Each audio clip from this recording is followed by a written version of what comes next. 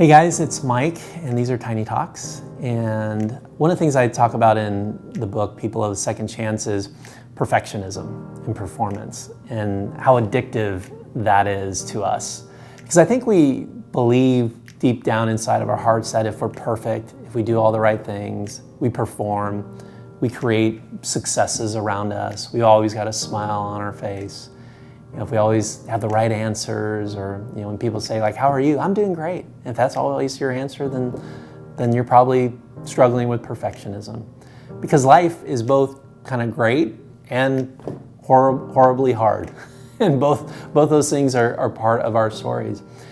And so I know in my own story, I've struggled with perfectionism. I've always used it as sort of a shield. I've used performance and trying to have my clothes together, my house together. I try to always be really nice to people, and all this stuff is sort of just perfectionism on display. And so as you think about you in your life and how you live and how you're showing up in the world, do you struggle with perfectionism? Do you struggle with trying to get it right all the time? Are you okay with your weaknesses? Do you feel comfortable with your struggles? Or is that sort of not okay in your world? And I think a lot of us will often just sort of elevate our successes, all the things that have gone right, and we forget that the stuff that went wrong, that matters too. And here's why. I want to give you a kind of an example. So we got our little iPhones, and we take photos of nature, right? And think about when you usually take your most beautiful photos. Is it during the noonday hour, like when the sun is out bright and shiny and everything's fully lit? Do you take a picture of the horizon at that time, or do you take a picture of the sky? You probably don't. Or if you do, those photos don't look that good, right? Or do you take a picture of when it's midnight, dark sky? Yeah, you probably don't do that.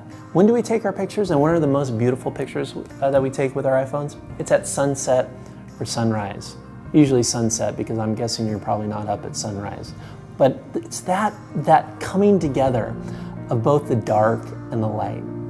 The midnight sky and the noonday sun. When those things kind of come together and blend together, those are the most gorgeous, amazing photos and amazing moments during the day. But they need both dark and light. And so in terms of your story, as you think about your life, are you bringing both the dark and the light? Are you bringing both the depravity and the holiness? Are you bringing your brokenness and your beauty? Both of those matter. Both of those make you beautiful. And I know a lot of us think no, people don't want to see the dark. That's unacceptable to people. Well, think about the people that you love and respect the most, the people that you most connect with. It's not people who are doing everything right.